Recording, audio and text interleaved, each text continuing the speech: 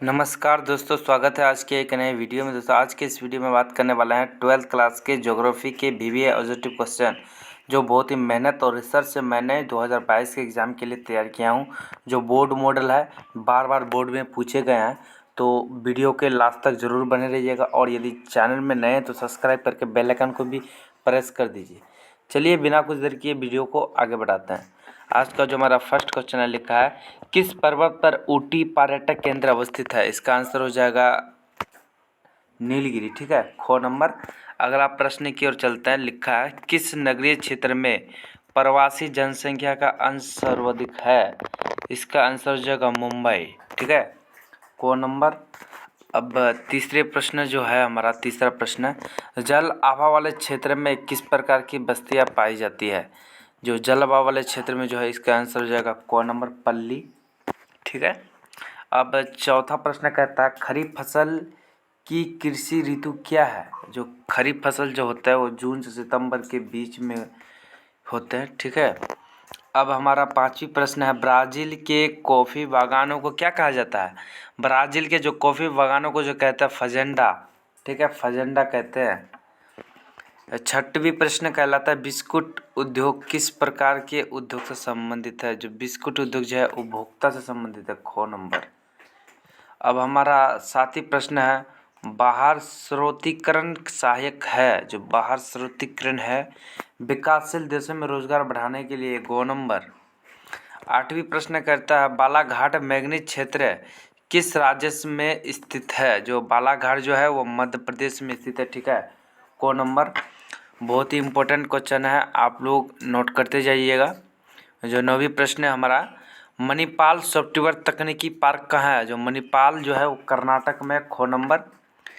अब 10वीं प्रश्न की ओर चलता है नव निश्चयवाद से संबंधित कौन है। जो नव निश्चयवाद से संबंधित है वो हो जाएगा रेटजल हो जाएगा। ठीक है, गो नंबर।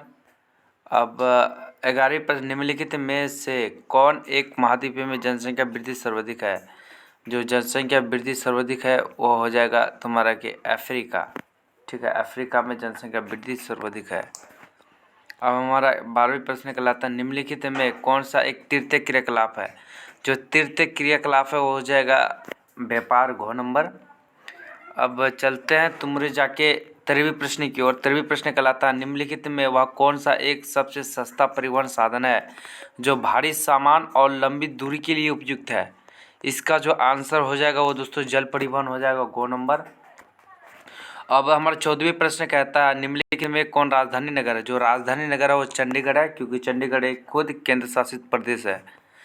अब हमारा 15वीं प्रश्न कहलाता है मानव भूगोल का जनक किसे कहा जाता है। मानव भूगोल का जनक जो कहते हैं रेटजल को कहते हैं मानव भूगोल का जनक।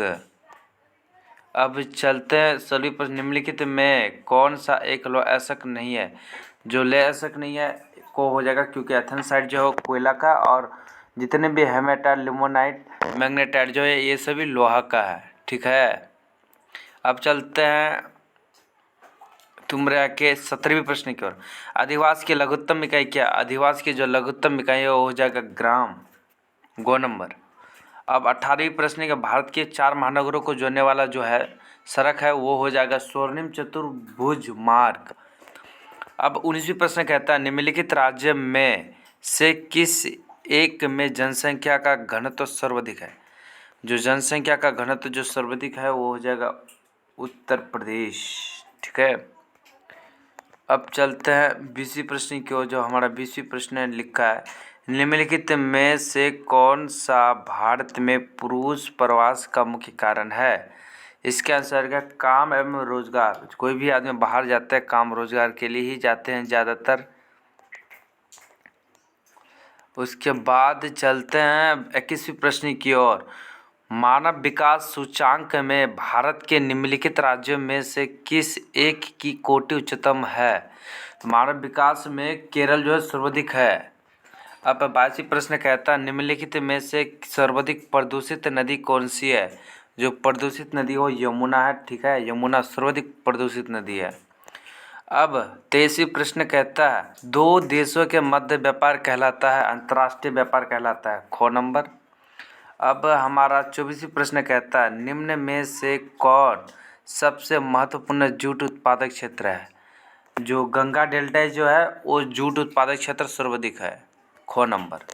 अब 25वीं प्रश्न कहता है रबी फसल पैदा होती है, जो रबी फसल जो पैदा होती है वो शीत ऋतु में होती है। अब 26वीं प्रश्न है निम्नलिखित में कौन एक ऊर्जा का गैर परंपरागत स्रोत है। ऊर्जा का जो गैर परंपरागत है वो जल विद्युत हो जाएगा, ठीक है। अब निम्नलिखित में कौन सा नगर नदी तट पर अवस्थित नहीं है। इसका आंसर हो जाएगा भोपाल, क्योंकि भोपाल नहीं है किसी नदी के किनारे। अब अगला प्रश्न कहता है, सॉरी दोस्तों थोड़ा ये हो गया। अगला प्रश्न जो हमारा कहलाता है, अगला प्रश्न कहता है 28वीं प्रश्न कहता है निम्नलिखित में से कौन सा राज्य नरोड़ा नाविक ऊर्जा स्वतंत्र से संबंधित है। इसका जो आंसर हो जाएगा वो हो जाएगा तुम्हारा कि महाराष्ट्र, ठीक है। नरोड़ा महाराष्ट्र में स्थित है। दोस्तों समाप्त हो गया सारे प्रश्न। जितने भी प्रश्न मैंने आपको बताए हैं सारे बोर्ड मॉडल हैं। इससे पहले मैंने कई वीडियो बना रखा हूँ हिस्ट्री और ज्योग्राफी के ऊपर, आप चाहें तो लिंक डिस्क्रिप्शन में दिया, वहाँ से देख सकते हैं, ठीक है। पार्ट बाय पार्ट लिखा हुआ है। तो चैनल में यदि नए हैं तो सब्सक्राइब करके बेल आइकन को भी प्रेस कर दीजिए। धन्यवाद दोस्तों, फिर मिलते हैं अगले वीडियो में। Thank you so much.